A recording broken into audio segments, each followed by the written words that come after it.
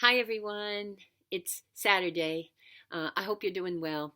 It doesn't look like it's going to be a really great outside day today, but if the sun does peek out for a while, I'd encourage you to take advantage and get out there for a while. I realize that almost every day I think about how this pandemic has altered our lives. I mean, just think about all the changes we've had to make, all the new things we've had to experience and adjust to, all the plans canceled. In fact, if your life is anything like mine, that list is a mile long. And this kind of change can also alter our faith. I mean, the normal everyday challenges are hard enough, no less a global pandemic. And it seems that for some, this pandemic isn't only a threat to their health, livelihood, freedom, but also their trust in God. See, I've been asked lots of times how God could allow such a thing to happen and to keep happening. And so I just thought maybe today, to help strengthen your faith in such an uncertain time, I'd share some encouraging reminders that I discovered to help my trust and faith in God going strong, especially during this pandemic. And it begins with realizing that fear's gotta go. It can't be the thing that controls me. See, on a regular basis, we're dealing with tons of stuff. And if we only trust in the things that we can see and understand in this world, of course, we can easily get consumed with worry and fear at what the future will look like. But here's the thing, if God took care of us before this pandemic, you have to believe that he'll take care of us now and when it's over. And although everything is changing at rapid speed, God isn't. He's the same faithful God before this outbreak that he will be once it passes.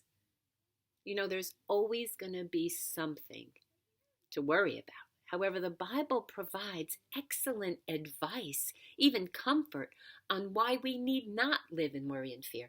When the Israelites were getting ready to cross into the promised land, and Joshua was now their leader, and they were terrified because things were going to change. Life was going to be different. Everything was going to be so much different and newer from what they had known all the years prior. And they were terrified. They were afraid. And we get it. We're living in that kind of a time now where things are changing and we're not sure we want that new kind of life. But in Deuteronomy 3:16, we hear these words: be strong and courageous. Don't be afraid and don't panic before all of these people. For the Lord your God will personally go ahead of you. He'll neither fail you nor abandon you. Oh, I love that. Remember that line. He will neither fail you nor abandon you. If you spend even just a little time digging in the Word and take His words to heart, you will recognize how much God cares for us and doesn't want us to be fearful, regardless of what we're dealing with, regardless of the changes and the new normal that we're going to have to experience. In fact, to God, fear is the opposite of faith. And really, there is no room for that in our lives. In fact, I think I might have shared this before, but living in fear is draining, exhaustive, and crippling. And who wants to live like that? But you also need to pray. See, don't forget the power of prayer. Actually, prayer is the exact prescription the Bible gives us to cure the anxiety we are feeling these days. See, if all we do is look at the negative, it will rob us of the peace God promises us today. In Philippians 4:6, Paul tells us to not be anxious about anything, but in everything, by prayer and supplication, which simply means speaking out and making your requests known to God, with thanksgiving, thanking Him in advance for it. We kind of just share all of that with God. The thing is, we can panic or we can pray, but we can't do both. And the truth is, if we are too busy panicking, we forfeit our greatest strength. Don't let that happen. See, I want that peace and joy in my heart because I know how I am and how easily I can slip into worry and fear.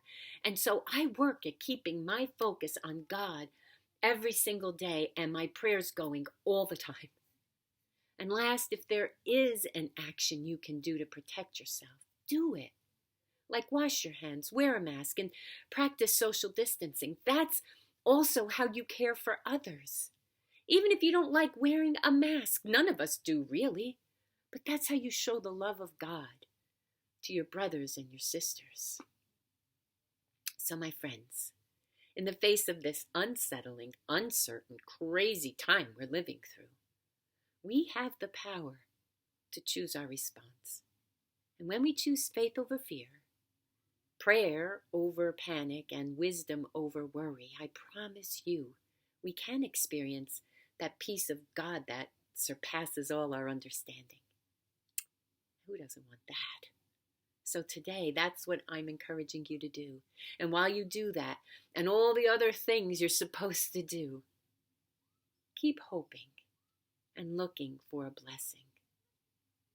I know you can do it. I love you. I'm praying for you. I wish you a really awesome day. God bless you, my friends. See you soon. Peace.